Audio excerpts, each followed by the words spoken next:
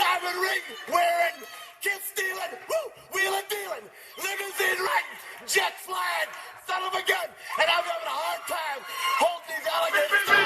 You're talking to the Rolex wearing, diamond ring wearing, kiss stealing, wheeling dealing, limo jet flying. We Rick flaring on it, flaring on it.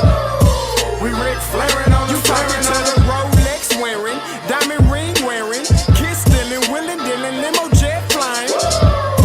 We Rick flaring on it, flaring on it. Check, we Rick flaring on it, flaring on it. It's apparent these girls staring. I'm Rick flaring, gold across my chest. I'm fresh to death, I'm Paul Bearing, not at all scary. When I open like Betty Wops, they find to these Urkels that's going in like a carry shot. Woo! I'm going in like a Mary Pop off that Mary Crop at the top flow at the Marriott. So questioning me is like questioning you. See, we the best dressed, so come and get blessed with the crew. Not one but two, different ways to slaughter your crew. Committed tat across the chest, I guess she blessed with the truth. People want to see them checks, representation of proof. Living through my elders, trying to resonate to the youth. But ain't nothing to get my flash on. Longevity is heavily embedded in my melanin. Layman terms, I last long. My grind repetitive, I'm smoother than real silk. Lyrical cash cow, who can't cry over spilled milk. We in here. You're talking to the Rolex wearing, diamond ring wearing, kiss stealing, wheeling dealing, limo jet flying. We Rick flaring on it, flaring on it. We Rick flaring on it, flaring on it. The Rolex wearing, diamond ring wearing, kiss stealing, wheeling dealing, limo jet flying. We Rick flaring on it, flaring on it.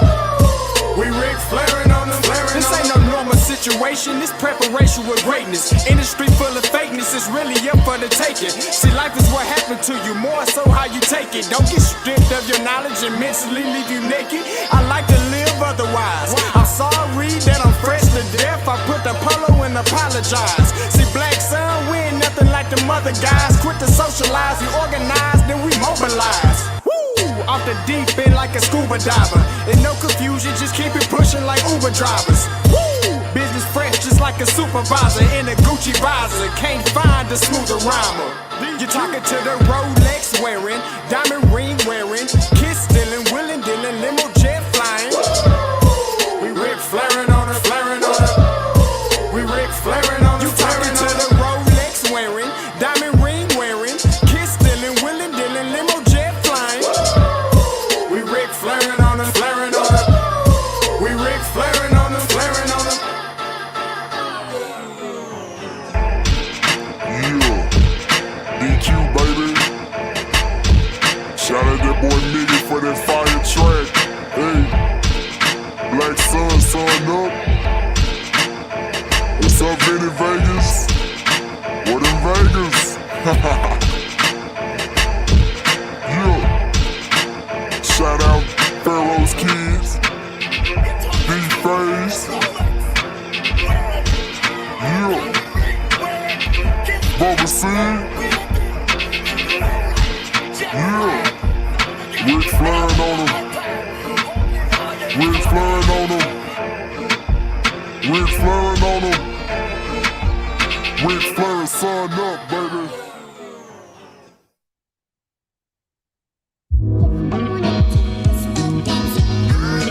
Hey, yo, Scotty, you going crazy for this one. We see what you're doing, we salute you.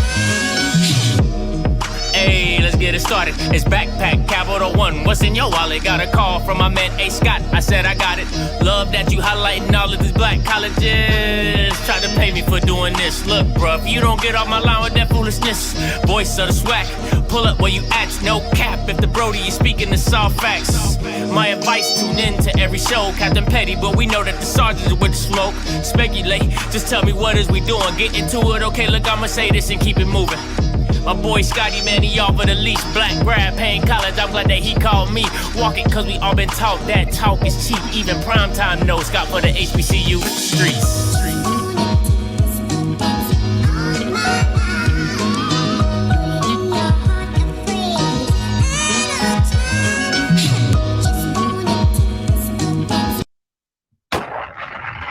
Happy Tuesday, Happy Tuesday, Fat Tuesday, Taco Tuesday, whatever you want to call it.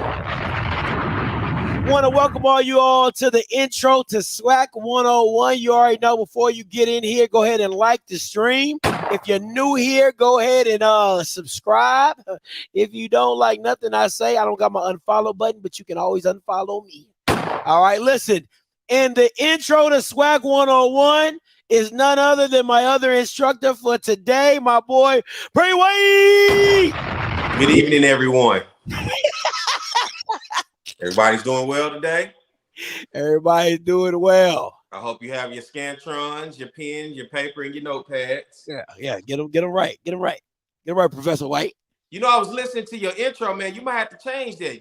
I heard something about prime in that thing, man. It's time. Oh, yeah. I'm going to have to change that. You right. Yeah, I was listening. I heard some prime. I'm like, yeah, prime gone. Yeah, he ain't here no more. Yeah, no more. And next season is gonna be a different. We'll get your number 2 pistols too. I got my mechanicals. You know what I'm saying? I got my. Hey, I'm ready. You ready? All right. You know what I'm saying? But yeah, old school. Put that pen in your ear right there. Yeah. Yeah. You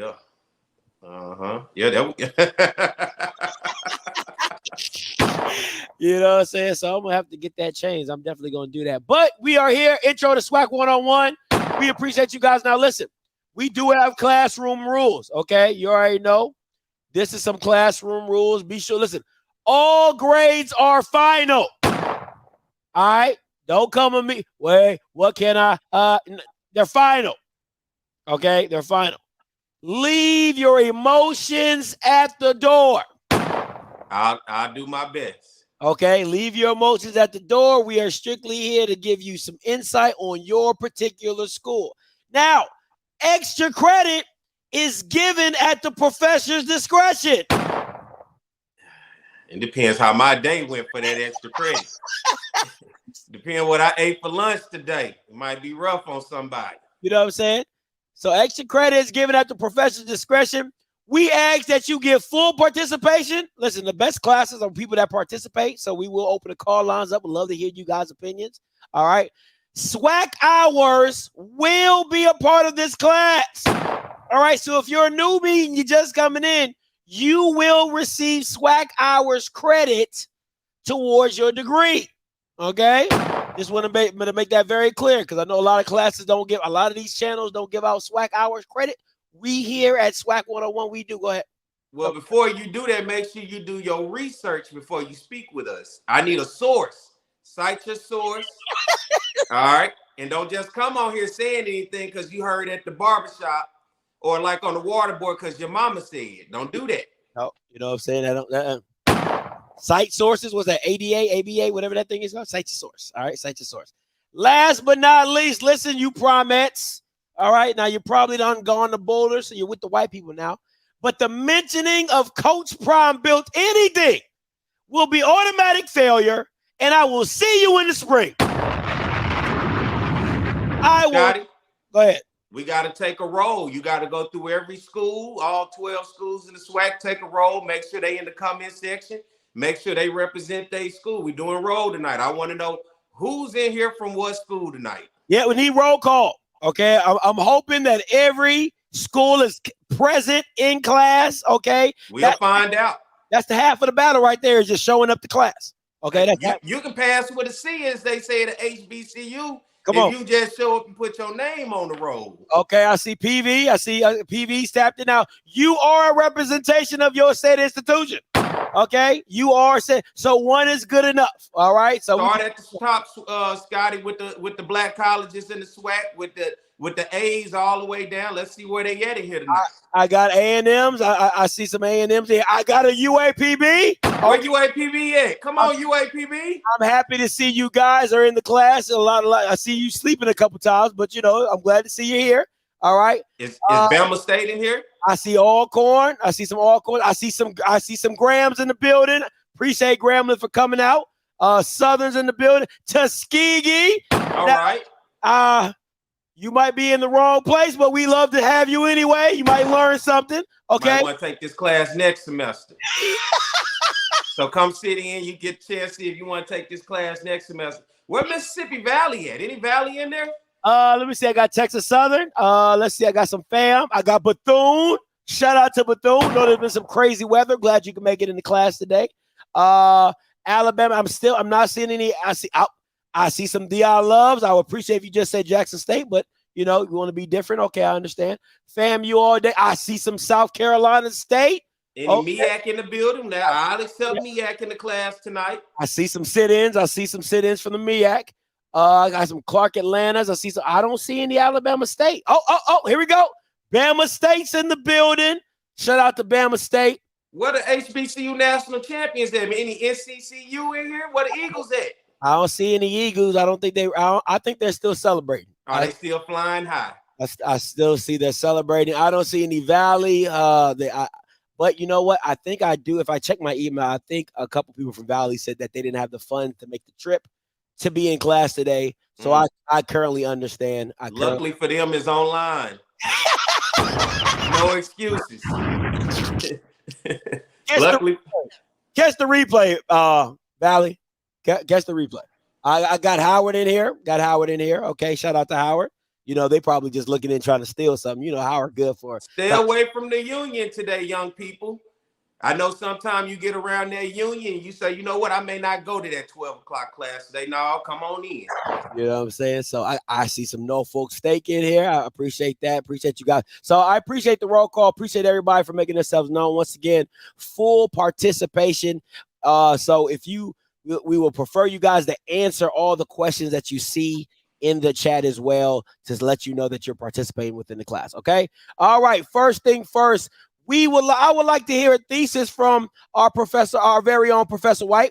How, Professor White, would you see the improvement of HBCU footprint? I know you did your doctorate on this same thing. I would love to hear.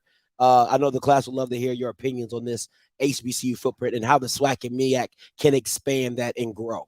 Okay, this is an advanced level course tonight. This ain't one of those prereq class. This advanced right here. Well, no. The thesis is just showing. I want them to see the level of intellect that we're bringing tonight as instructors. Now we're going to dumb it down to 101. Okay, we're going to burn it to 101, but I want them to see the level of intellect that Professor White is bringing and how you got your doctorate. So we want to talk about ways to improve from what we see now. Absolutely. All right. Well, let's start with the MEAC then, because since they won the Celebration Bowl, I'll give them the credit of being first. When I look at the MEAC, first of all, let's start with the MEAC Media Day, Football Media Day. I liked what they did. They had some class. They shown a presence in terms of respecting the 6 schools that they do have. When everybody was questioning, will the MEAC survive? Will it be able to maintain? Will it be able to make it? You heard stories of maybe Howard maybe leaving the MEAC. You heard some stories of maybe some other schools that were looking at some options to potentially leave, but the MEAC has remained strong, and I think we saw that was evident last Saturday at the Celebration Bowl when they took on Jackson State. When I look at the MEAC currently, basketball, when I look at the MEAC currently, football, when I look at the MEAC currently, overall, it may be 6 schools, it may be a few, but those few are powerful, and they sticking together and they're bonding. What I would like to see the MEAC do a lot more of in terms of current situation, tell your story a lot more. You have programs, you are in these, as Coach Trey Oliver said in his post-game interview, those urban sprawl areas. He said being near Raleigh-Durham is a lot better than being on the reservation, right? So tell your stories. Give the people a chance, an opportunity to know who you are, what it is that you're doing, and why your conference, even though it is 6 teams, and even though on the outside looking in, for the outsiders, you would think the MEAC is struggling. You would think that their conference is about to fall apart. We were just talking about a year ago, will it even be a MEAC? Well, the MEAC is holding strong. Tell your story better. Be more a part of what's going on in the world today in terms of telling us who you are, what you're doing, and where you're going. And I think for the MEAC, that will help them improve their footprint. Overall, academically, when you look at the schools throughout the MEAC, they typically hold good weight. I know everybody's going to yell Howard. If Howard's in here, I know Howard's going to for sure let you know, because guess what? They say the Vice President of the United States is a Howard grad. They're going to tell you about all of these people that came from Howard. South Carolina State producing more NFL players on the HBCU level than anybody, right? Absolutely. You know, North Carolina Central, a diamond in the rough, finally blooming for us to all see how great of a program and what they're doing there. Who else? Delaware State. Tell me about yourself, Delaware State. I'm all the way in the South. You way up there. You know, Morgan State. Tell me who you are. Norfolk State. I have an interest in Norfolk because of Coach Dawson Odoms, former coach at Southern. You know, tell me who you are. Open yourself up to the world of HBCUs so we can be able to get an opportunity to see who you are.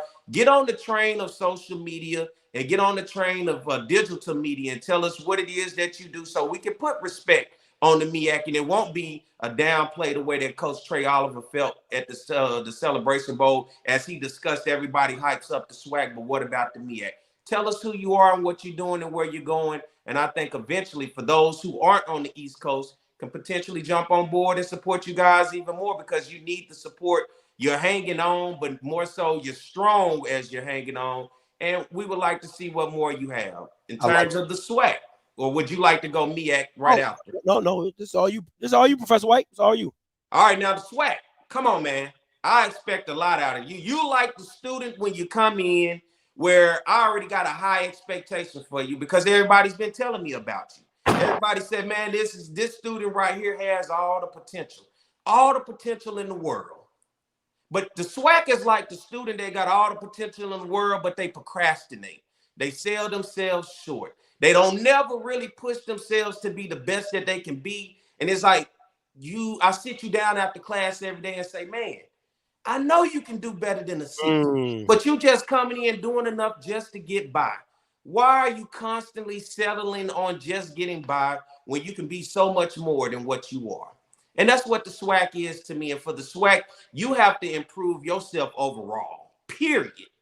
From how you handle business, to how you view business, and to how the rest of the world view you, because there's a lot of pride behind you, but necessarily the pride doesn't equate to the business in which can make you so much better than what you are. And for the SWAC, you got to be able to come in and first and foremost, the same way I told the MEAC, you have to learn the world of digital media. You have to learn the world of social media. You got to look at what Deion Sanders, and I'm going to leave him alone after this, but I mean, he took all the media with him when he was at Jackson State. How much of that did Jackson State outside of the pregame show capture on their own to tell that story? Besides, you saw well-off media, Reach the People media, Barstool. I personally would have did if Barstool's coming in, we started internships. My students are going to intern with Barstool. They're going to get the best. They're going to learn how to podcast. They're going to learn how to video. They're going to learn how to edit. Whatever that company has to offer, you going to teach us that. Because guess what? You want the access, give me something in return, because clearly you here because there's a value. And so the SWAC in turn, when you look at your media deals, I ask everybody all the time, you can tell me about the Big Ten, you can tell me about the Pac-12, you can tell me about the SEC, what the value is to that media deal. But when I ask about the SWAC, I'm not at liberty to discuss that at this moment. Why? What is it? What are we doing? We got to be able to tell our value to put a value to it. We got to be able to put that on a graph chart to be able to show people the trajectory. We got to be able to put a number so people can know what it is that we're bringing instead of what I'm talking about. You can see what I am about. And for the SWAC, you're going to have to do that. You're going to have to show, okay, you've led attendance for 40 years. Cool, fine, and dandy, right? We have the best classics in the world, right? Nobody can throw a tailgate party like a SWAC. But there's so much more than football when you talk about our conference. There's so much more than being a season ticket holder of a football game and showing up to a homecoming and say we're going to kick it at the Classic. We got to improve ourselves, and it's going to start with our alums, the very people that's in here doing the roll call. Are you season ticket holders at basketball? Do you go out and support the baseball and the softball? Well, you say it may not have the necessary, let's say, athletes that you think you will want to watch because you now have the phone with the app of ESPN and YouTube. You can watch whatever you want, but it's your job to get that athlete there.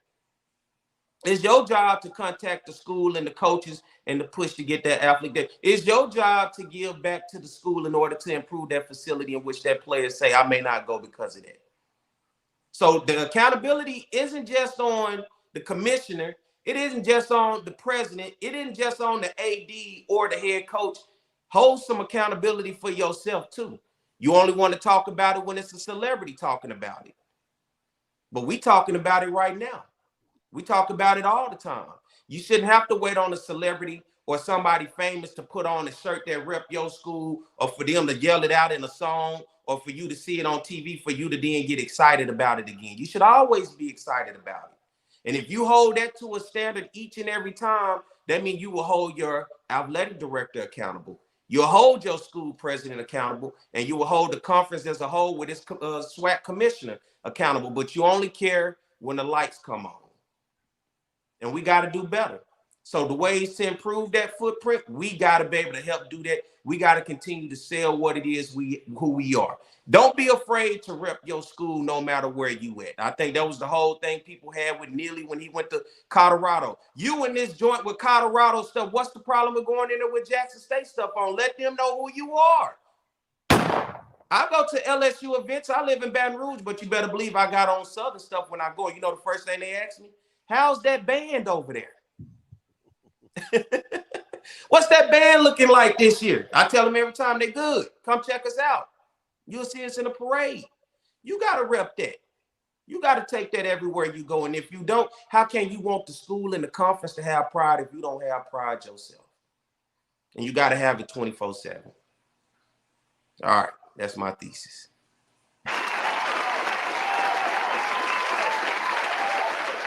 Listen, hey. Oh, listen.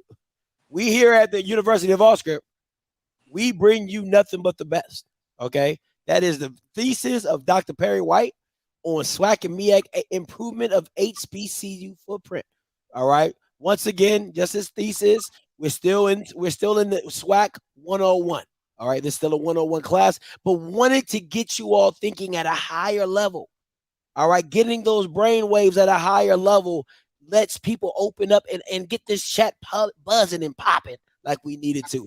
Full participation today for the class. The great debaters, baby. Come on. All right, let's get it. Southern. Damn, we're going to start with... Okay. Southern. Right. 2022. Professor White, you just said you're repping them 24/7. What grade would you give them, Professor White, for 2022? Football, right? Football. This is strictly football. C+. C+. Okay. Okay. And the honors is simply what they did well. What do you show honor to? Hey, I love that Southern did this. And then development of what they need to get better at, of course. Defense. I think Southern's defense got them to the SWAC championship. It beat Grambling. It carried them. It kept them in some games. So the honors for me have to go to defense. Southern's defense is the reason they got to the SWAC championship game. Without Southern's defense and the way that they play, they don't get there. Okay. All right. And the development of what Southern needs to be. God damn it, offense. Excuse my language, class. Sometimes I'm a real professor. Offense. Got to get some offense. When you get goose egg twice to Texas Southern and Jackson and was almost headed that way, the development is you have to be able to understand the concepts on offense to get out your own way and go with what works. Don't be stubborn. Go with what works. And that's utilizing the talent that you have on the team. That's taking advantage of what you have in the matchup that another team gives you. If you know another team don't know nothing about Bubba and they watched all the film they wanted on McCray, why would you send McCray out there and they had all the success they wanted against him the first time? And you see instantly when you put them out there, they had success against them right then. It's all about playing. It is chess, not checkers. And so in the development, I would like to see Southern's offense. Southern's offense is going to have to develop more, and it's going to start with the quarterback position. Southern is going to have to find a quarterback that's going to be reliable, not only with his legs, because we saw what a quarterback can do with his legs, right? Absolutely. That's only so far that's going to take you when you become one-dimensional. You got playmakers around you, but you can't utilize the playmakers if the quarterback don't want to get the ball out his arm. Unless we're going to run a triple option or we're going to old school wing tee this thing out, then I'll take a running quarterback all day. But if we're talking about a high-flying offense, you want to play basketball on the football field, you want to be up-tempo, fast-paced, that's going to require a guy being able to get the ball out of his hand and not necessarily look to run each and every play. So for Southern and Coach Eric Dooley, offense is going to have to be the biggest key, and a quarterback being developed to be able to take this offense and take this team to new levels. That's what's going to take. Appreciate that, Professor White. For me, I have to give them a C-. I'm going to go with a C- for my grade. That is final. There's no extra credit given to Southern University. Honors, for me, I would agree with you. The defense is what held this team together, is what got them as far as they did. The likes of Corian Harris, Jason Dumas, Trey Lane, Cam Peterson, all those young men really showed up and showed out, and especially the D-line coach. Have to give a lot of credit to that D-line coach and the defensive coordinator for what they've done. Now, my development for Southern is I need to get the head coach needs more development. We think that just because you've been at the position for a while, being at PV, coming over to Southern, that you think that there's no growth that's needed, but there's growth needed at the head coaching position with Eric Dooley. The fact that he went throughout the season with the young man that he did and couldn't see any other talent or any other reason to go with another quarterback, I feel that needs development. So when you say offense, I understand it, but it all falls back to me on the head man of Dooley and his offense. And I need to see more creativity. I need to see more motion, more innovation in the offense. And once again, the head man is the offensive coordinator, so it falls on him. So for development, absolutely, Eric Dooley, head coach of Southern University, needs more development as an offensive-minded coach. That's my synopsis over the Southern 2022 season. Any rebuttals, Professor White? None here. All right. Let's move on. 2022, Bethune-Cookman. I'll take this one first. I have to go with a D-. I'm going to with a strong D- here. I concur. Okay. D-. Honors. The resiliency. The resiliency of Bethune-Cookman is what I have to hang my hat on for this team. All the issues they had surrounding the hurricane, the travel, the team never came into a game and quit. And you can see they fought. They didn't have the talent. They didn't have the right scheme at always, but they fought. So the resiliency of the team to finish through and to plow through and to finish the season strong, have to give them credit for that. Development is the whole program.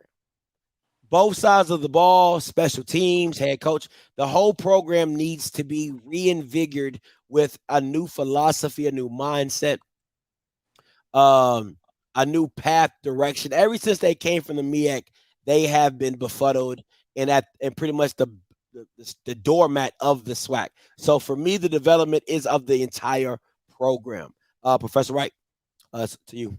I agree with you on the grade of Bethune-Cookman. I think since they moved over into the SWAC in year 2, did not show me anything any better. And I had high expectations for Bethune-Cookman, especially this year more than what I did last year.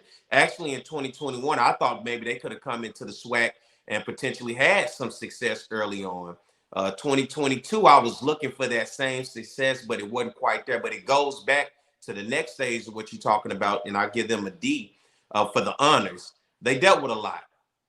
The ups and downs of having to deal with natural disasters is never easy. And then when you go back and you look at the pictures and you look at everything, the video of what their campus dealt with, it was pretty touching. And you realize that this wasn't just no regular storm that they dealt with. So you're talking about young people being having to go through these issues.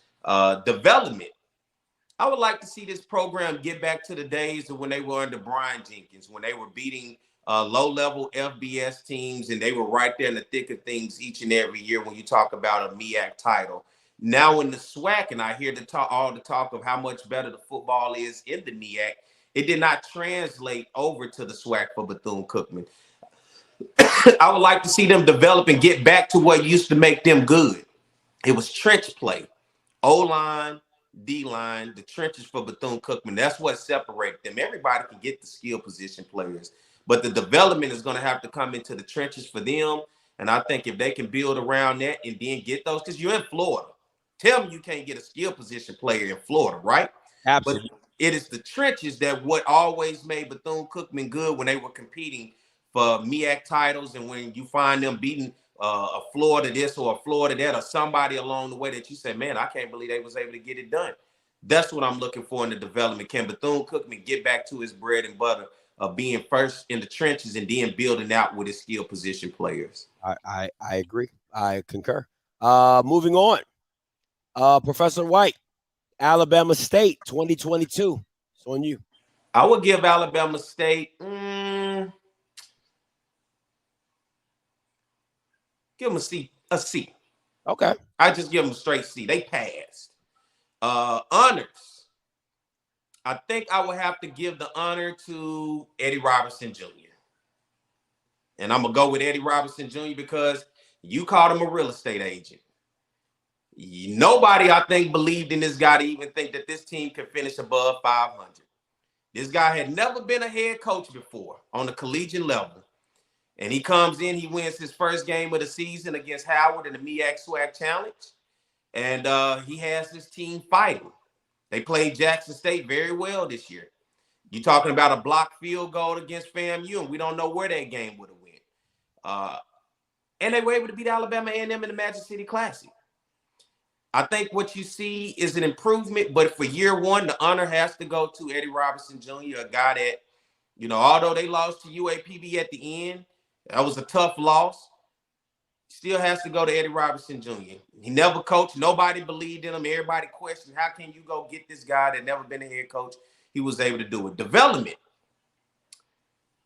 For me, Alabama State overall, I think always has the talent when you look at on the offensive side of the ball and defensive side of the ball. But I think the development has to come with the whole team. They have always been a talented team that has just been underachievers. You talk about getting Georgia, getting Alabama, getting Florida boys, and being able to put those guys out there on the field. For me, they just underachievers. You got to be able to develop this program into a winning program. And I think with Eddie Robinson Jr. in his first year being able to show that first he can coach, now maybe if he can get some players in here, maybe he can develop this program overall, not just any position, not just any skill set, but overall getting these guys in a position to compete. And I think you saw them do that, taking the first step for that this year. I like it. I like it. I'm going to have to push back with you on Professor White. I disagree with the grade that you've given Alabama State. I'm going to go with a B-. And I don't know if he came to your office hours because he damn sure came to mine. Excuse me, class. But Coach Rob came to me and asked for extra credit. Played me the He Ain't SWAC video. I said, hey, looks like I'm a fan of that. So that boosted his grade for me, in my personal opinion, that he ain't SWAC, I'm SWAC. That's extra credit all day in my classroom. All right. So that took him from a C, got him to a B-. That alone. That alone. Okay, I can respect. That's extra credit. He got that. That's extra credit. All right, that's extra credit. That's what extra credit is for. He came to me at the discretion of who? Me. All right, so gave him the extra credit for that. Now the honors for me would have to go with the defense. Have to go with the defense for me. I love what I saw from Alabama State's defense, the physicality. It kept them in a lot of ball games, kept teams that were normally high-scoring teams down to the low teens, low 20s, and that makes every game able to win. So definitely have to give honors to the defense. Development has to fall on Demetrius Davis and their quarterback situation. They've put all their chips in on Demetrius Davis, and they let Miles Crawley, which I feel under my, synopsis, is a better quarterback than Demetrius Davis. He has now gone to Grambling. He's walked out that door. So they've literally bet the farm on having Demetrius Davis take them to another next step, and he needs to make that bet worthwhile for Alabama State, because we've seen it in the SWAC. A quarterback can put you ahead or it can set you back. So for me, going into 2023, the development of their quarterback play is going to be the crucible of Alabama State going forward. I'll have to agree with you there. You came in, you come in from North Shore, a powerhouse program in Texas. You go to Auburn, so clearly there was a stock in you that showed your talent. And when you come to Alabama State into the SWAC, people think because you leave the big Power 5 that when you come to the SWAC, it automatically equates that your talent should be superior. And then you find out that's not necessarily the case. So I would like to see that kid definitely develop as well. Absolutely. All right, moving on. For me, wow. Oh, okay. Valley. Professor White, I've had Valley in my office a numerous amount of times, asking them, what can I do? Because, as educators, we're here for the people. We're here for the students. And I called them into my office. I've talked to them. I've sat down with them, talked to their parents. Talk to the family around them, their support system, and ask, what could I, Professor Scotty, do for Valley? And it never seemed as if they could get off the mat. So for that, I had to give them a D-. I just needed more effort. I needed more effort from Valley to get. I wanted to pass them. It's the kid that you see the potential, the history. You know what I'm saying? You know the history of their parents. You know what they've done. But they wouldn't get off the mat for me, so I had to give them a D-. Honors is the grit of this team. Valley is a gritty team. They're a tough out in any day. Will always catch somebody slipping, i.e. Prairie View for the SWAC championship. That's how Dooley backdoored his way in. But just the hard-fought toughness of Valley, got to give them the honors. Development has to be the administration. Has to be the administration of Valley and the athletic department of what they're going to do to proceed upon this team. Are you going to stay D1? Are you going to go D2? Are you going to invest the finances that are needed to get your program to where it needs to be? So I don't think there's much on the field that Valley can do at this point until the athletic administration invest in their program and into their athletics. For me, unfortunately, Valley, this is just real. When you come sit with me, I'm going to have to fail you. I give them an F. You lost your head coach. You won 2 games. You got to get an F, unfortunately. That's just what it is. That's a real talk. I can look you in your face and tell you, you're going to have to take my class again next year. I won't feel any problem with that, okay? I don't have no issues with that. Valley gets an F. Honors. Honors is going to have to go to none other than Rice-Titan Stadium.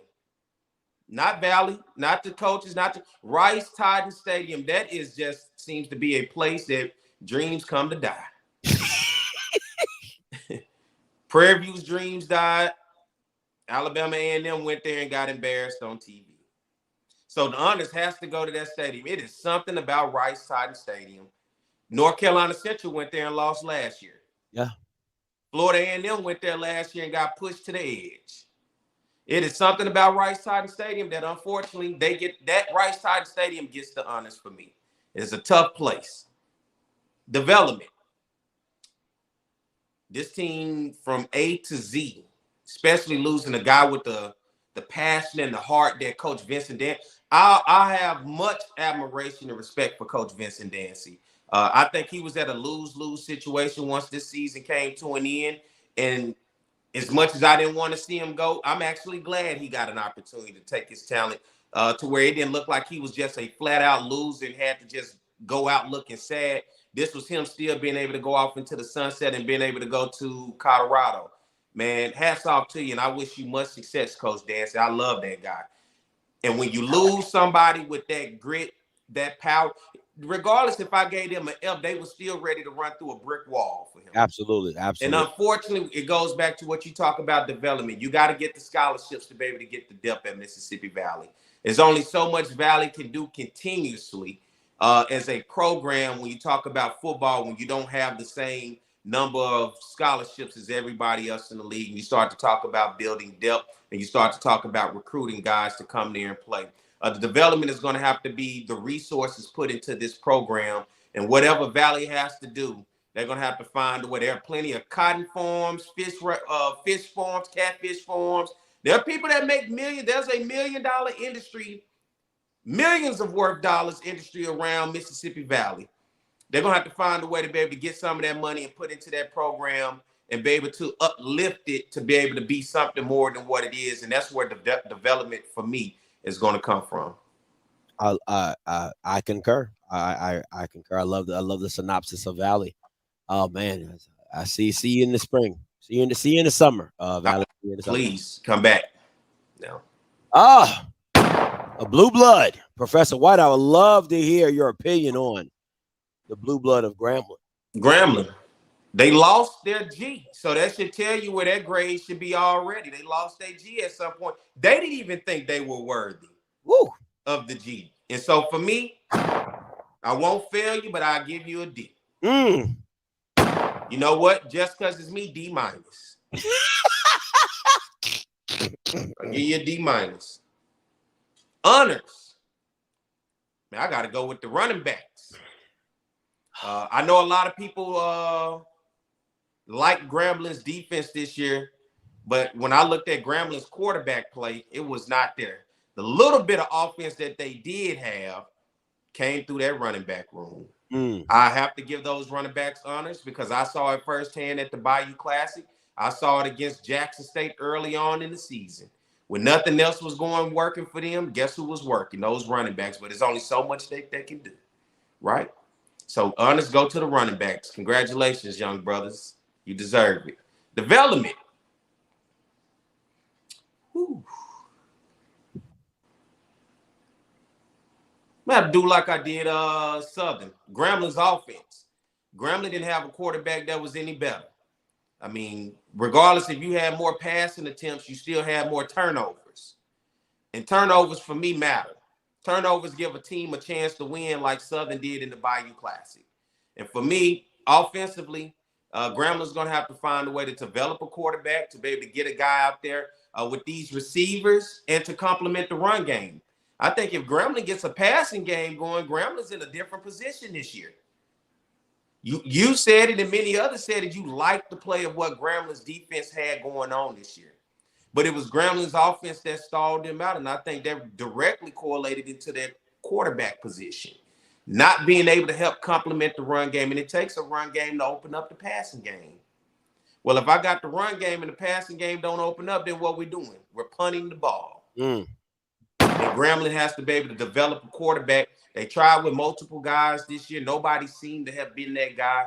And for me, that's where the development is going to have to come. Grambling's going to have to get back to a Grambling offense that we had known them to be for so many years. Grambling has always been known pretty much as QBU in this conference.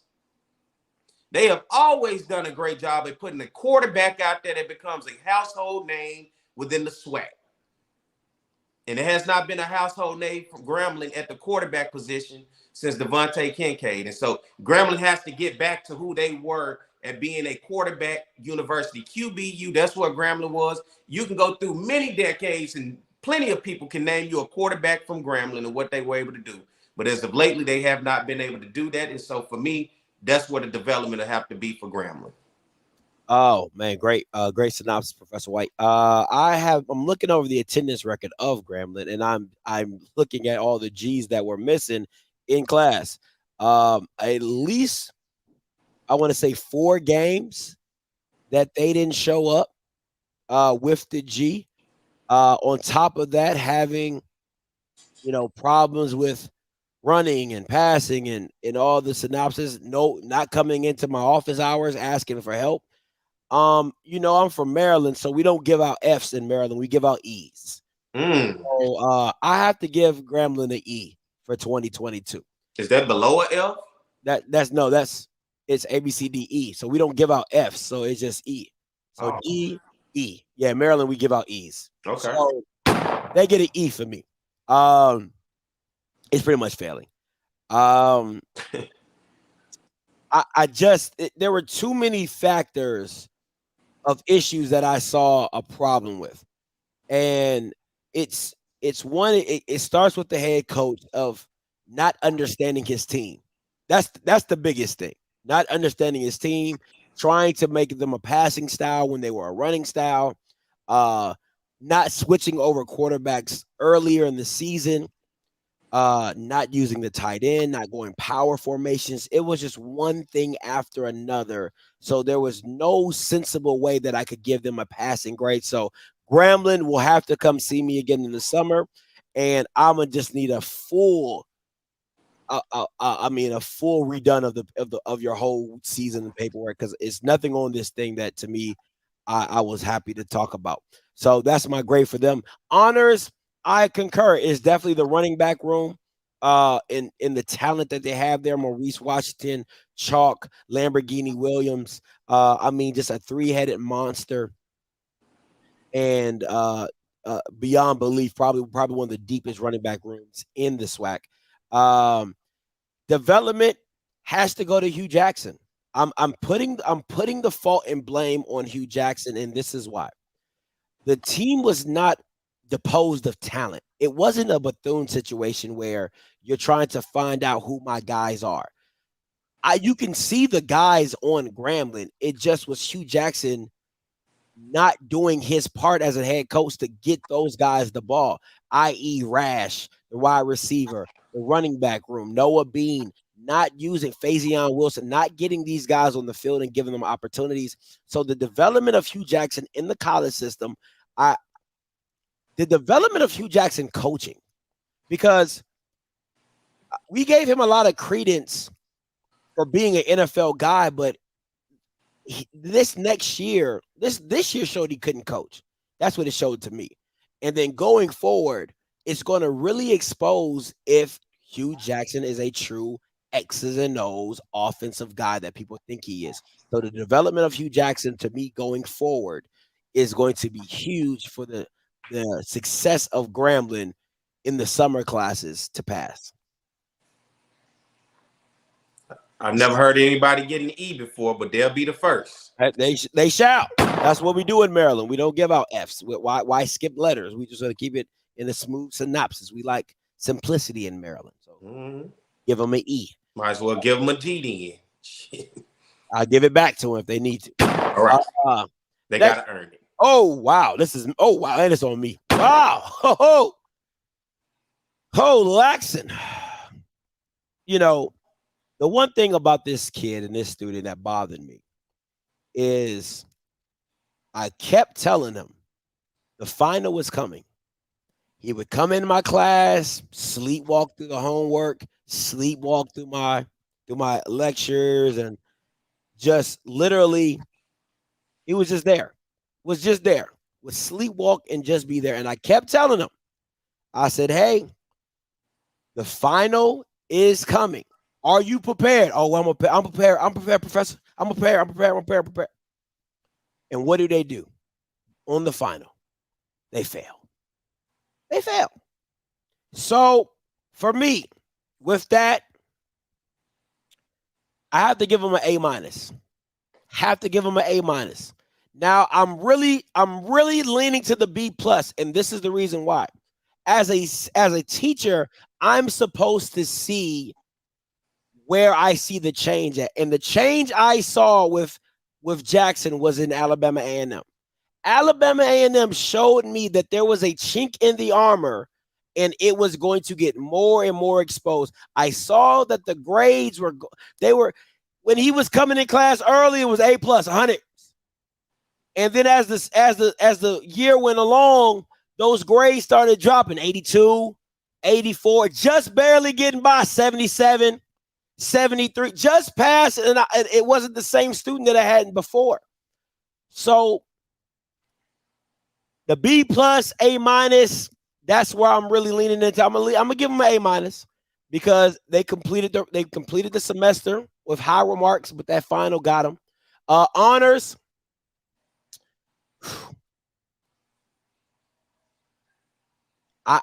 I mean, if I'm being honest, I think just being prideful, because I mean you're depleted. You're depleted. What do you have? So really, if I'm being honest, the only honors is having pride, having TC Taylor being a former True Blue, having the pride of the program is really all you're living off of right now. Is pride, power, respect, a little bit of branding.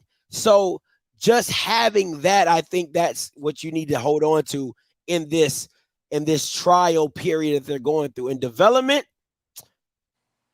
is refining yourself within this program without prom. What does that look like? And APR.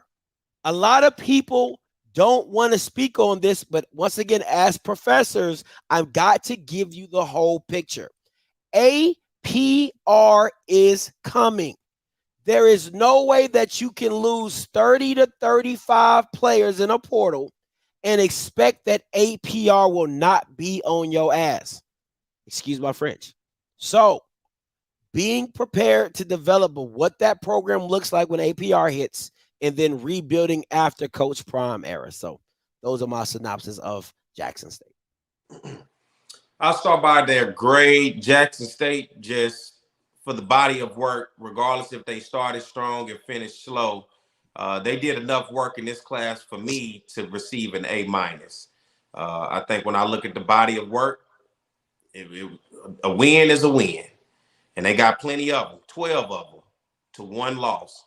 12 wins, anybody will want that. I don't care what program you are. You want 12 wins. You want more wins if it's one more on the table. But to say 12 wins, ask anybody else, any of these other schools that we're grading, what would they want?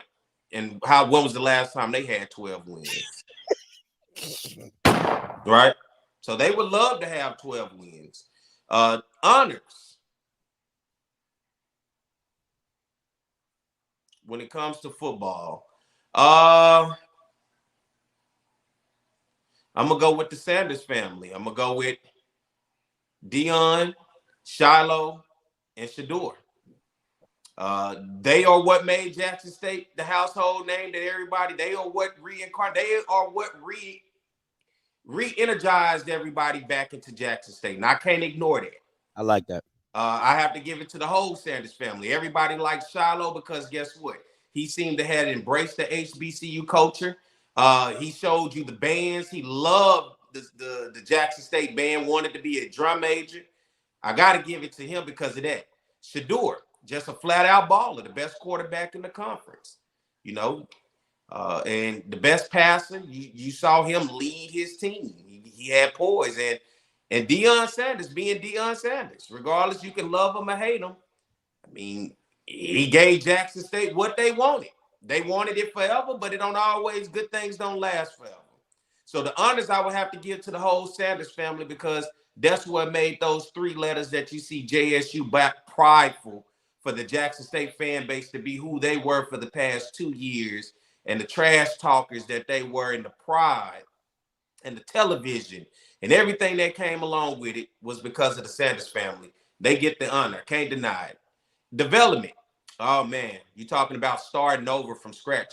What happened to Jackson State is what happened when you walk by an ant pal and you see an ant pal. They work so hard to build it up and then you just kick it over. And then they just come running out. And now you got to watch these ants build all whatever that hard work. They got to do it again. That's what's happened at Jackson State. There was an ant pile that was built up and you walk by, it was like, damn, that's a big ant pile. And boom, you just kicked it and just didn't give a damn about it. Right? Now you got to start over, all the way over. from the ground up, right? You got to find you some coordinators, got to find you some players, and you got to find that same energy. Can you recreate that energy? Yeah.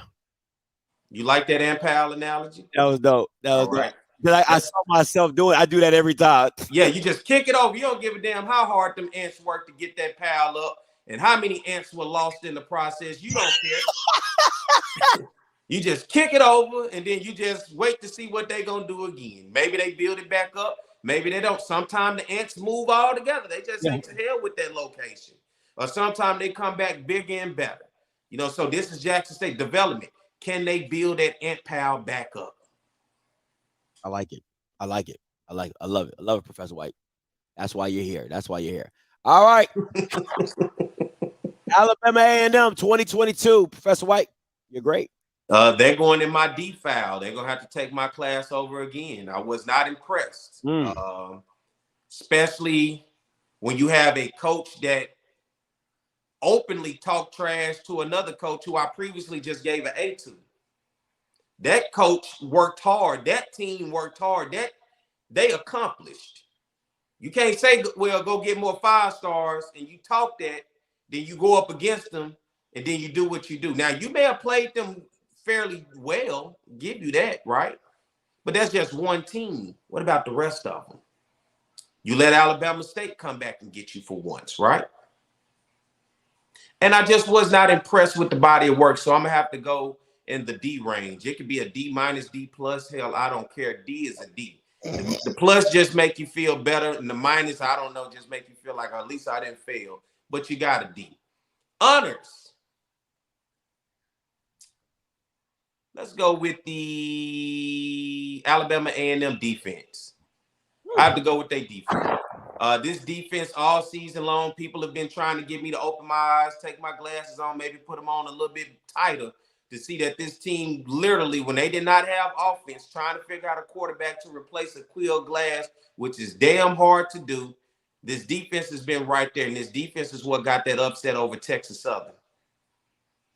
This defense brought them back on top of then including that offense. And so I don't really have much. I would just go defense. I'm not too much fun to break it down A&M, but you got a D, and I'll give you defense. So you're still DD, all right?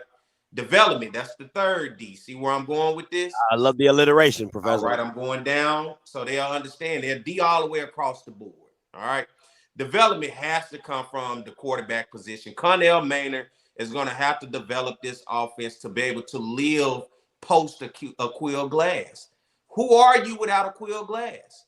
And we yet to find out who Alabama A&M is without Aqeel Glass. You go on the road and lose to Mississippi Valley, unacceptable. Unacceptable. Unacceptable. Unacceptable. And the way that they looked in that game was unacceptable. And so you're going to have to develop a guy. I thought Connell Maynard was like the quarterback whisperer. I thought he was supposed to be this guy when you talk about offense. He's a guy that can get it going. You know, your guy Quentin Casey. Is that his name? Quincy Casey. Excuse me, Quincy. I put some respect on your name, as the great rap legend Birdman says. Put some respect on my name. Quincy Casey, I put some respect on your name. But you're going to have to show me more. That whole quarterback room at Alabama A&M is going to have to show me more. They had the receivers, but how would we have known?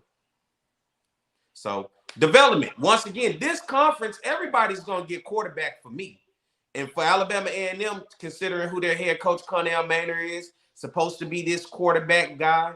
We saw Aqeel Glass and the level of talent that he has. Who's next? Who's going to be up next? So for me, development, once again, comes to quarterback. A lot of these teams could be so much better in their grading if they had better quarterbacks. Absolutely. I concur with that. And I concur with the grade. They'll have to see me again as well.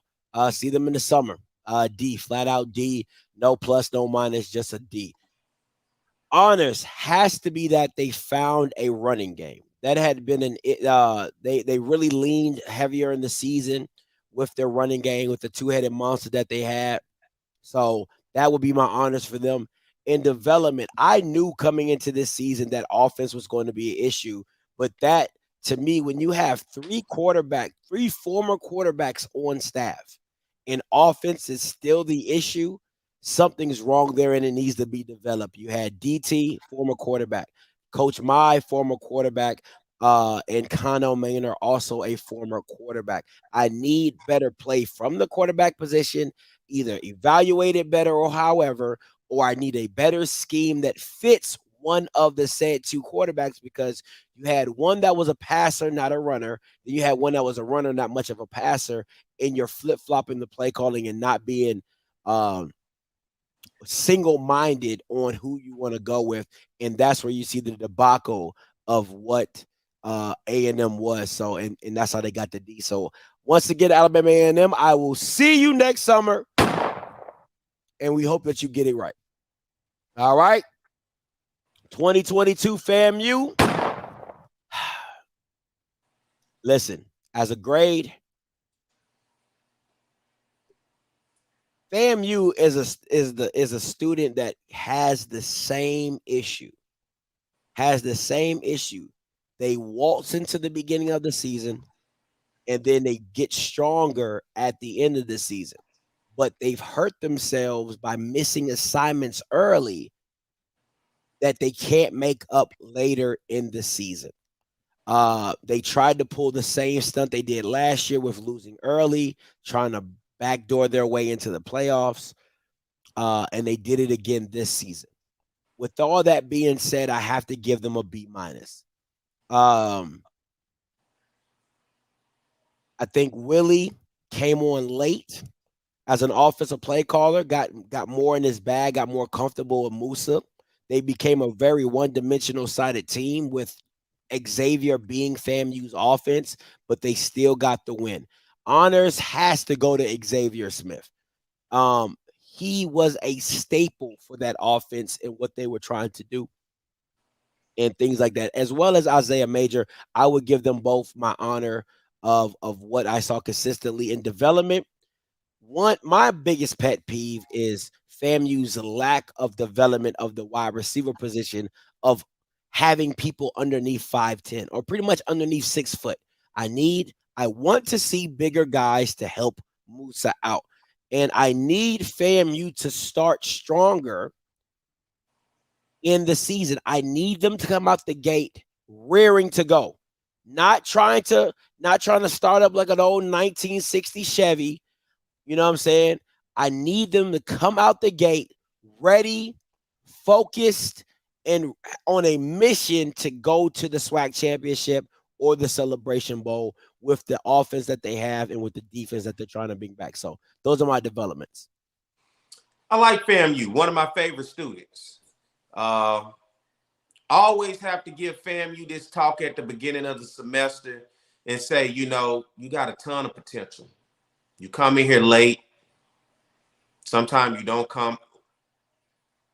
But after I always give FAMU that talk, they seem to get it together. They're just somebody who just needs somebody always on them. Yeah. If you don't say nothing to them, they'll just go by the wayside. But if you say something to them early, it's like it clicks. At least they listen. And because they listen, you see the improvement. Started off not too well. But I'm going to give FAMU, because it's one of my favorite students, I give them a B. I like FAMU. Honors. Honors. Willie Simmons. This team could have fell off the tracks after that Jackson State game, after the whole issue of the eligibility. There were a lot of things going on, players talking. You heard a lot of chatter. But honors has to go to Willie Simmons. He kept that locker room together. He kept these guys focused. And a lot of people, when I told him, I thought FAMU is always a team. They're a finesser. They're going to always find a way to finesse. And they finesse so beautifully. Man, they write the book on finesse. And when I was telling people after that Jackson State game, I said, FAMU still has enough talent because of the way the SWAC looked to finesse their way through. And people said, nah, man, they got 2, 3, 4 more losses ahead of them. Considering what they dealt with headed into North Carolina, making national news to where the point of game almost did not get played. Then you go get embarrassed on national television to Jackson State. A lot of people will lay down, but something Willie Simmons did, he kept that locker room together. I got to give him honors, and guess what? They did not lose another game throughout the season. I thought maybe, just maybe, they were going to even get an opportunity to play in the FCS playoffs, but they didn't. But nonetheless, they finished strong. Regardless of how they finished strong. They didn't lose anything since that last game. Honors goes to Willie Simmons for being able to keep that together.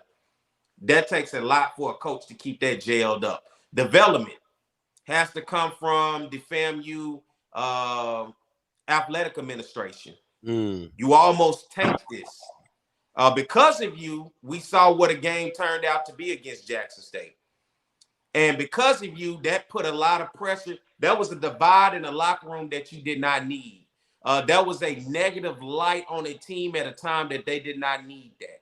And it was because of the actions of the FAMU athletic administration that started this season off wrong. It was not because of Willie Simmons. It was because of the administration in athletics that put them in that position in which they had to bite that bullet, but they were able to get it right as the season went on. Development, FAMU's athletic administration is going to have to get it together and not be a national embarrassment to start the season to the point to where North Carolina did not know what they wanted to do. They talked about it on national television. It was all over College Game Day. And it was to the point to where everybody wanted to see, was the plane going to take off or not?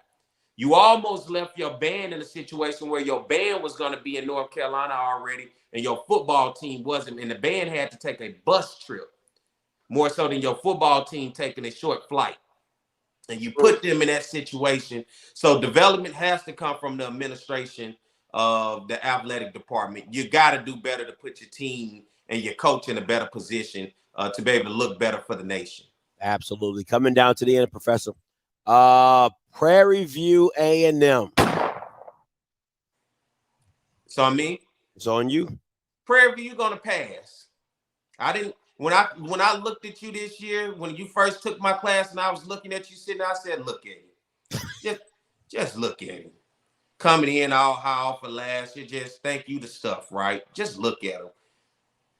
Come in the first day, don't have no pen, no paper. But guess what? They got it together. I give Prairie View a C. They pass. Honors. Bubba McDough. Once again, another coach. I didn't know what to expect out of Bubba McDough this year. I didn't know if he was capable of being a head coach. He had been a long-time assistant at Prairie View. He seems to be a guy that has latched on and says, you know what? I am Prairie View. Regardless if he went to the University of Miami, he played for the Houston Oilers. He is a guy that has shown loyalty to Prairie View. And I can't take that away. And for me, for Bubba McDowell, although they didn't quite finish the way that they needed to, because he almost could have been in the B range. But when you go lose to Mississippi Valley, and on the day that I gave you an open book test and you still failed the open book test. I don't know how you did that, Prairie View. It was open book. You was just lazy that day. You thought you had enough to pass the class, and you did not. But Bubba McDowell gets the honors because I think he exceeded expectations. I think everybody thought this team was duly. The quarterback play was horrendous for Prairie View, but guess what? He honed in on their strength. They ran the ball and played good defense. And for me, that's a coach taking what I have and utilizing what I have, and don't try to be stubborn and don't try to force it. Nobody saw Prairie View being a good run team. And he saw that. And so he lived with it. I'll take that. Bubba McDowell, you get the honors. Development, once again, another team, quarterback play. Conley, atrocious this year. Kept you from being in a position of being in the championship. Prairie View, you got to develop a quarterback. You cannot have a quarterback going in games, passing for 50 yards, 60 yards, barely under 100 yards. You had a hell of a run game that averaged, you were getting at least 200 yards a game. Some cases pushing, knocking on the 300-yard mark. Imagine if you had a little quarterback play into that, being able to throw the ball. You would be what we call a well-rounded offense. And that's hard to stop when you can run the ball and throw the ball. But because you was one-dimensional, because you had a quarterback that couldn't get it done, you got to develop you a quarterback. You got to get that QB room straight. I think Prairie View, you clearly have the wide receivers. You got a solid defense. And I think you got the running backs wide receivers, get you a quarterback, and I think you'll finish the season a little bit better than what you thought you was going to do. And you actually get to that SWAC championship if you get you a quarterback. Surprisingly, I have to disagree with you on the grade. And the reason is because Prairie View they were staying late. And they were doing extra work. Every week that I expected them to falter, they came back and worked harder. Every week I expected them to drop a game or drop something. They came in my office, turned in their work on time, even did the extra credit. So I have to give them a B-. You cannot fail an open book test. I got to give them a B-. And the reason I give them a B- because my expectations for Prairie View they were going to fail. You lose your former head coach, you lose some of your top players defensively on that squad, and you come back and have a chance at a SWAC championship. I didn't even expect them to even have a chance at the SWAC. I was the one saying they'll be fourth in the SWAC West. So with my expectations and their results, I have to give them a B- because they did the work.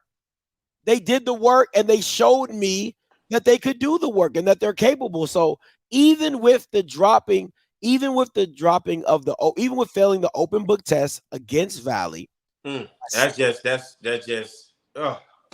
once again, I still have to give them the B- because of the expectations that I had that they wouldn't even been in that position.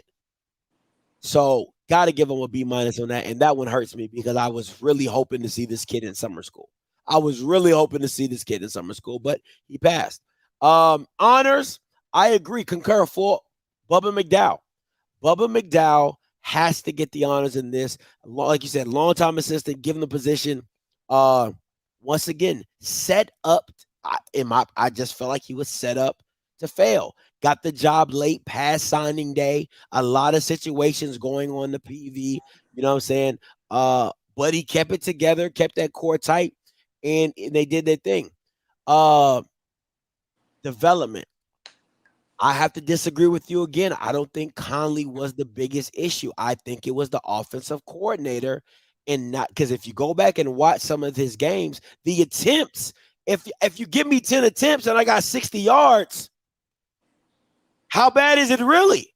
It's some games he's only had 12 attempts, which is, they're a run first team. So if that's the philosophy of the offensive coordinator, I can't blame the quarterback because they're only giving you 10 attempts. But he's still running for 100 and something yards or 150 yards. So he is a playmaker. He might not be the greatest passer, but he is a playmaker. So for me, I have to hold the development to the offensive coordinator because you have to be more dynamic in using Conley to the best of his abilities. I think his best ability was to say hut and hand it off. That was the best of his ability. I disagree. I've seen games with Conley through dots, through dimes. I'm talking about double coverage a post route between two safeties. Like I've seen the throws. I'm not saying is he consistently doing that? No, because he's not consistently asked to do that. So I only can do what you're only going to be able to do what you're asked to do. And if he's only asked to hand the ball off, how good can you see Conley really be? So I need the OC to add wrinkles to this offense to make it more dynamic and not so much one-dimensional. Because you saw in the Valley game, who was the one leading the charge? It was Conley. When they couldn't get any running game, it was Conley. When they couldn't get a first down, it was Conley. Conley was making every big play to even keep them in the game. So you got to give credence to that young man for what he did at that time. It wasn't enough. So that will be my development, is actually the offensive coordinator for Prairie View. And last but not least, listen, one of my favorite students. Hey, everybody! One of my favorites.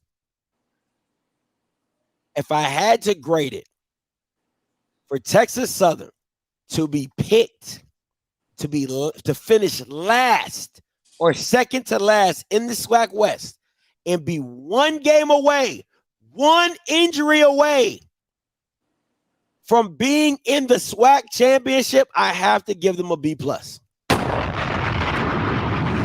I have to grade this as a B+. Oh, I don't have Alcorn. I definitely forgot Alcorn. Oh, no, everybody's forget Alcorn. And UAPB. They failed. Anyway, so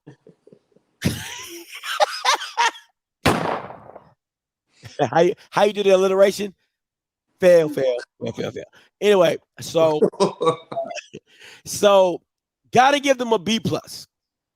And people, I see some of the students are saying, favoritism and things.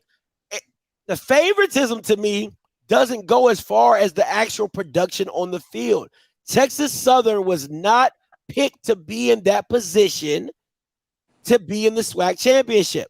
So the same expectations that I had on PV, where I gave them a B-, the community of SWAC professors put Texas Southern as one of the worst students, and they were a play away and an injury away from being in the SWAC championship. How was that not a B+? Honors, Andrew Body, being a quarterback, leading Texas Southern to what they were. Zay, the DB, all SWAC defensive player, leading that team as well on the defensive side of the ball. Tariq, linebacker, leading the individual playmakers that they had on this team that led their team was amazing. Improvement, Marsh, David Marsh. If I could fail individually, I would fail him as an offense. He would get the biggest E in the world. Most of the time, Texas Southern was winning despite the offensive play calling. Andrew Body was being great despite the offensive play calling. So for my improvements, has to be the offensive coordinator, and I hope McKinley does something with that. But that's my 2 cents. Grade, Texas Southern. I'm gonna give you a C+. You did a lot better. Been tired of you taking my class. Finally, you passed it. You've been taking my class every semester. And every semester you sit in front of me and I let you know this is not it, son. All right. So I'll give them a C+. What, losses to Alabama A&M, Prairie View, Jackson State. Yep. Right. And beat all the Blue Bloods in the SWAC West. I'll give you that. I give them a C+. They did enough to get by. Southern almost gave it to them. Prairie View almost gave it to them. So they needed some help. If it was outright, they get a B. But they needed some help. And when it was their time to shine, when it was their time to get in front of the class and show out and let me know for once, man, you went from an F student, like, I'm really impressed. They went right back down and they let me down in that game against Alabama A&M. So you still pass. I like what you did. I like your body of work. And when I say body of work, that goes to honors. The body of work has to go to Andrew Body. For years, I can't name you a player from Texas Southern that became a household name. Not one. Oh, man. Somebody help me out. For years, can you hear me? Yeah. For years, I didn't know not one player from Texas Southern. But Andrew Body is the name. When I hear Texas Southern, guess what? It's synonymous. Andrew Body, Texas Southern. I put them together because that's the only thing I know about Texas Southern. If somebody say Andrew Body, I'm going with Texas Southern. So that's who gets the honors. If you don't know nobody, not even the coach, man, that's Michael Strahan. I don't even think I was born. What year Michael Strahan played at Texas Southern? Like in the 80s, like either. Thank you. 80s, early 90s. Name me somebody in the past 20 years. Yeah, then yeah. Andrew Body. All right, honest. Improvement. Man, improvements have to go for me. I actually like Texas Southern's defense this year. I'm not even going to front. They're going to have to find some weapons for this kid. If Andrew Body's going to be with Texas Southern, and if he's going to be the guy, they're going to have to invest in terms of putting some playmakers around Andrew Body. He can't do it by himself, and we saw that against Alabama A&M. When they took him out the game, or when he was injured, what happened? There was nobody else left to be able to pick up the slack of which Andrew Body was out there doing. They're going to have to, for me, improve to find playmakers and find him some help around the board to be able to help him out. All righty. I guess just got word from my GA. They're working on the UAPB slide, so we should be getting that pretty soon. But my GA just sent me over, so I can bring this up real quick. Shout out to you, GA. All right. Got the Alcorn one done for me. Bam, there we go. Appreciate my GA. All right, so on you, Professor White. Alcorn.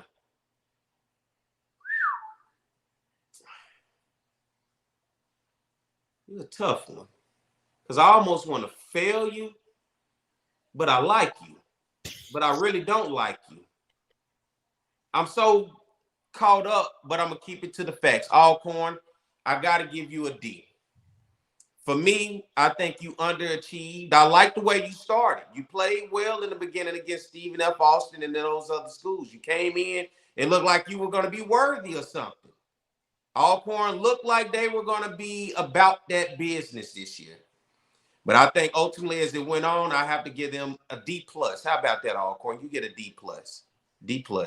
But you still need to come back and holler at me because I did not like – you fell off compared to the students you've been in the past. I have expected a lot out of Alcorn. You have always been one of my best students. But this year, no, you were not. You sold yourself short. So I got to give you a D+. Honors. Who I want to get an honors to? Got to be the running back. Got to be the running back. What's my man name? Jarvion Howard. Jarvion Howard. Jarvion Howard. I mean, you broke a SWAC all-time rushing record in single-game rushing record that was previously held by my man Kobe Dillon at Southern against the same team, UAPB. So yeah, you get the honors. Improvements. Oh man, Coach McNair is gonna have to improve that quarterback side. I think Alcorn has to get back to who they were in the trenches. That used to be what separated Alcorn, how nasty they was on the D-line and how good their O-line was able to push in order to open up that run game. I used to say, before people said, if you want to know how to run the ball, watch Southern. No, if you want to know how to run the ball, you watched Alcorn. Alcorn was the standard in terms of how you ran the ball, and that D-line was always nasty. It was to the point to where those D-line and linebackers were so good. Alcorn secondary was always there to be exposed, but you never could see it because no quarterback had enough time to sit in the pocket to be able to throw the ball.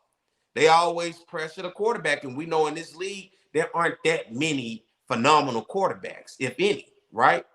Absolutely. So there were plenty of opportunities for people to expose Alcorn, but their trench play, D-line and linebackers were always solid enough to put pressure on quarterbacks and rattle them. Alcorn has to get back to that. Start from the trenches, work your way back out, Alcorn. From the trenches to the quarterback position to your linebacker position.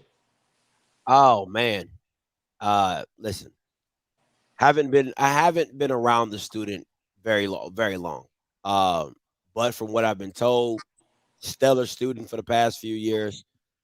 But from my observation for this year, they're going to have to come see me in the summer. I gave them a D- because of the expectation, right? Because of what I've been hearing about the student for so long in the longevity of the consistency of work. I've ran up to different ambassadors of Alcorn, especially G, saying 6-time champions. Well, you didn't look like one this year. Now, so how do you go from 6-time champion to not even being in the mix for a SWAC championship? There's a problem for me there. So have to give them a D-, and they look like it. Honors for me, once again, concur. Jarvion Howard was an absolute stellar product that they a stellar portal. I mean, literally knocked it out the park, getting that transfer portal guy in for their team. Improvements once again has to be the quarterback. I feel like they were very limited in their passing game because of that, and I also want to blame Elliot Rotten, the white boy, as the coordinator. Yeah, you've been on him since the Southern game. I've been on him since the Southern game. He has an issue with how to call the game. And it always kind of flows weirdly to where you're like, he's always doing the thing opposite of what you think the team should be doing. So I'm like, why are you throwing so much where you should be running? And why are you running so much where you should be throwing, or having a better balance of the two? So back in the day, we used to call that going against the grain. And that's what Elliot loves to do. I guess he's the smartest person in the room. And for that, you got a D. I will see you again for the summer. All right. And last but not least, the student that everybody forgets about, the one that just sits in the back with the emo hoodie on and the headphones, UAPB. Love the logo. Oh, love. He does nothing but draw in my class. Does nothing but draw in my class. For the longest, people didn't even see the UAPB in the main of the line. Amazing. Creative. Very creative young man. L. Simple. Honors. Mark Evans. Offensive lineman. Stellar student. Regardless of the fact he still got his name out there. I think he's going to play in the East-West game, maybe the Legacy Bowl. He still was able to sell himself regardless of what the team looked like around him. I have to give the honors to Mark Evans on the offensive line. But as well as, what is the running back? Was it Kayvon Britton? Yes, Kayvon Britton. Kayvon Britton. Got to give him honors. I mean, those two guys within themselves was all UAPB had, if you ask me. And Britton won that game against Alabama State. So I would have to give it to them. Kayvon Britton, Mark Evans. Mark Evans, just because he was still able to get his name out there. Britton, regardless of the fact nobody else was doing nothing, he was able to get it done. And the grit that he showed against Alabama State in that last game, he won that ball game. He was unstoppable. And leading up into that Alcorn game, I think he was the leading rusher in the conference. All right. Improvements. Everything. Improvement coming from athletics as a whole. Making better decisions to put this team in a great position. Coaches. Coaching staff. Knowing what the hell you doing. Going out to be able to recruit. Talk about who you are. We don't know who you are. We don't even know who you're recruiting. We don't know who you playing. We don't know what you're doing. Nobody barely, do you know the name of the band? Well, I do, because I'm from Pine Bluff, but it's hard to explain that to people who don't know anything about them. Improve who you are overall, your whole image. Like, you need to go, what's the show used to be called? Made on MTV? Yeah. UAPB needs to go be made. They need to go send them with a coach that can do everything. Because right now, nobody knows nothing about you. And that's your fault. But how you going to be somebody and you're not showing me you want to be somebody? How you want respect when you're not even giving your own self-respect? And for me, you're going to have to come with it a little bit better to sit at the table, because right now you've forgotten. We forgot you was sitting in the class. You the kid, unfortunately, when the bus driver looks back, he forgot. And you always hear that story that one kid got left on the bus. Mm-hmm. Unfortunately, that's UAPB, got left on the bus. Now it's all of a sudden it's in the news. We all know who they are. Why you got to be in the news for the wrong reasons, bro?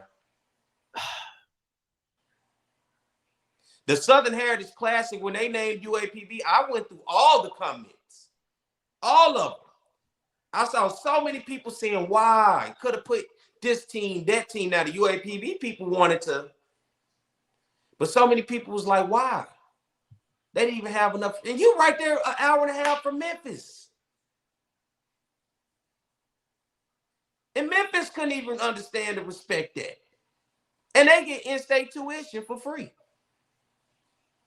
So you got to improve everything if you the Golden Lions. You just can't have that fancy, nice looking logo. I mean, you haven't even named the coach, and signing day is tomorrow. So whoever's coming in, you already got them behind the 8 ball. Absolutely. I've done, as my job as an educator, this has probably been the toughest assignment that I've seen.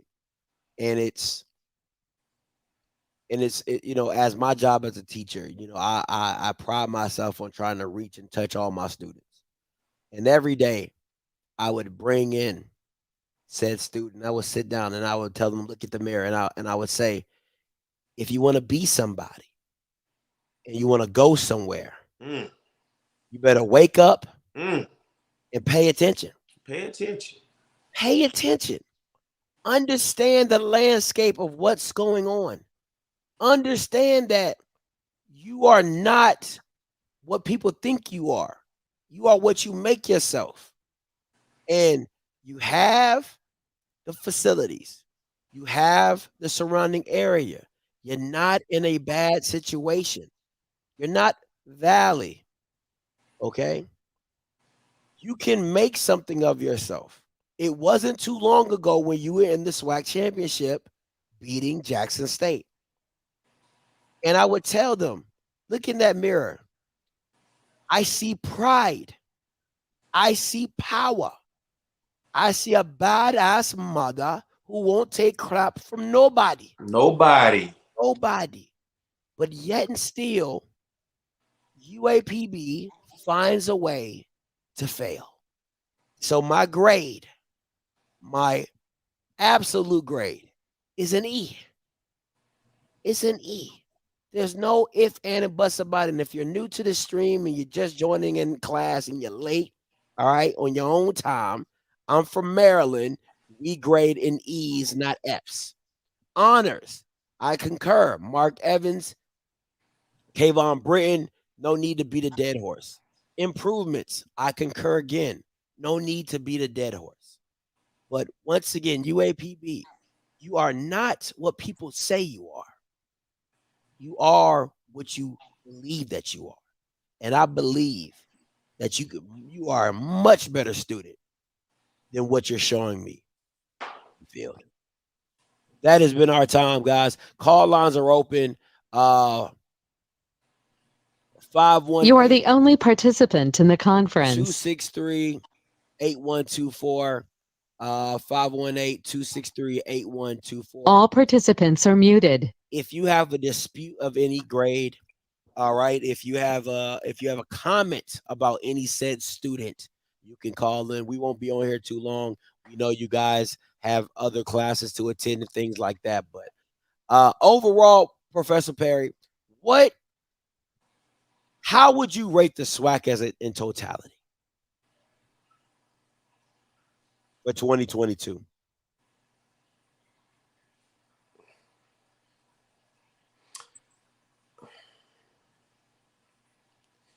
D+, C-. It's always big about out of conference play. And when our best student went up against the other best student from the other school, we fell short.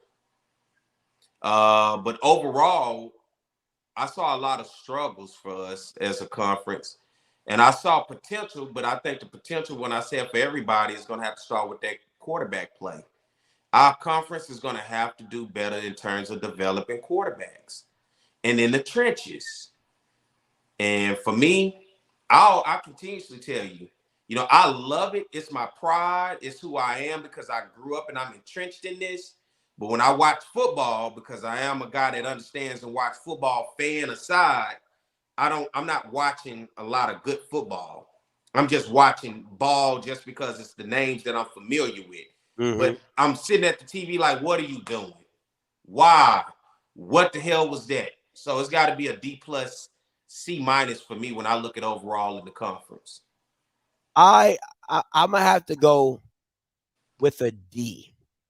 A solid D. No, I gotta go C-. I gotta go C- because I see the potential. I see the students try. And as an educator, that's half the battle, is that you're willing to try and make the effort to get better. For me, it's too many students stuck in their old ways of this is how we've done it before, and this is how we're going to continue to do it. And I think in this new age of what the SWAC could look like, that you have to stop trying to find such raw talent at the quarterback position. Going and scouring for the right guy to lead your program. That's one. Two, the out-of-conference scheduling has got to look better. With North Carolina Central, their schedule should be the standard in the SWAC. Outside of the D2 program, Winston-Salem State, that is a rival. They were going to put them on the schedule regardless. But if we could get more schedules that look like North Carolina Central, there will be a lot of noise being made by a plethora of students in the class that you're like, wow, that's huge. Wow. That's a great win, or that's a great schedule. That's a great game. I think we do have good schedules similar to that. Majority of the teams in this conference. Look at Prairie View schedules. Look at Alcorn schedule. Look at some of the schedules of these teams. The problem is we got a lot of pride in, we played close. We got pride in the fact that it's a loss, but we played them close. I don't want to hear that. That's a moral victory you're looking for because you played somebody close when everybody, including yourself, was probably expecting a blowout. Don't give me we played them close. Win the game. Those are winnable games when you're playing other FCS opponents. It ain't about how close you played them because, I gave Alcorn that a little bit because I said they played close games early in the season against a team like Stephen F. Austin, right? Yep. But at the end of the day, that does not matter. Win the game, and that's it. My respect goes up. I don't have time to say because you played somebody close to give you respect. Absolutely. Let me take this caller from a student. 6445. Student, you're live. What's up, Scotty? Professor Scotty and Professor Perry. This is Johnny from Huntsville, man. Good afternoon, Johnny. I don't know if y'all already done it, Scotty, but I've been interested to know what's y'all short list for coaches at Bethune-Cookman, Valley, and Pine Bluff. I've been sitting up just kind of thinking about it.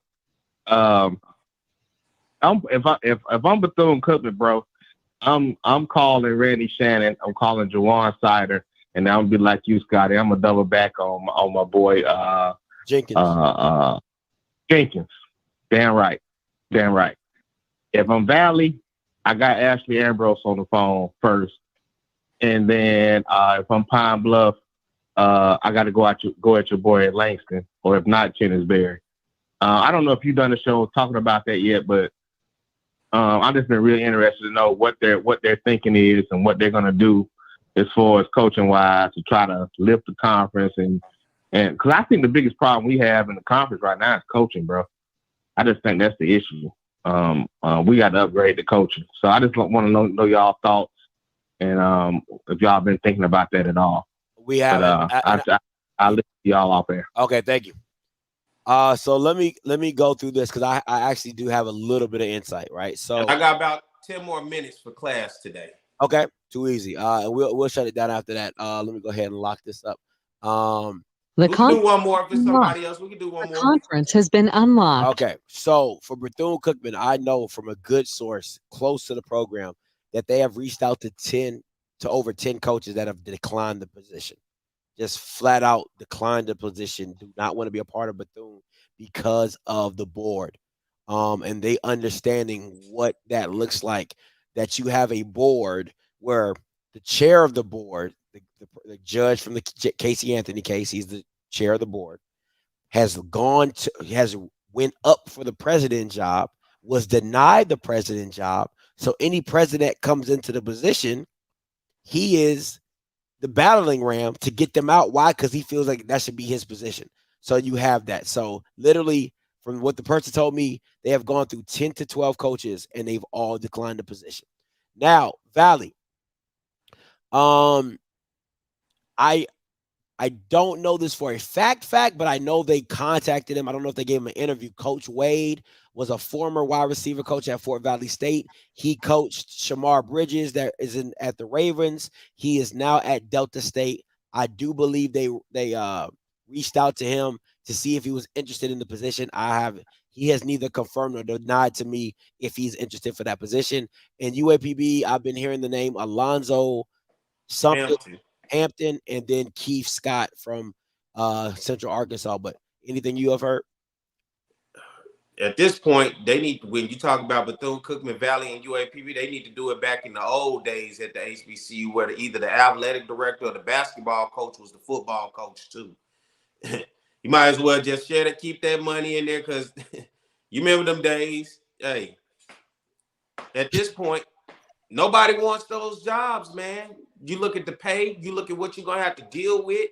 All those jobs right now behind the 8 ball in recruiting, it's just going to be tough coming in and having to put yourself in a position to be successful. Right now, all of those, because they have not named anybody in the position that they're in now, you're kind of already set up to fail, especially you don't even have the resources. Bethune-Cookman, that's been the thing for a while in terms of will their administration funnel money into athletics. Valley, will their administration funnel money into athletics? UAPB, will their administration funnel money into athletics?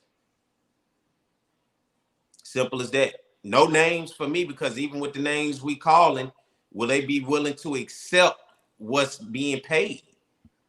Yeah, I especially for the Valley. To me, I think the Valley job is a walking resume disaster.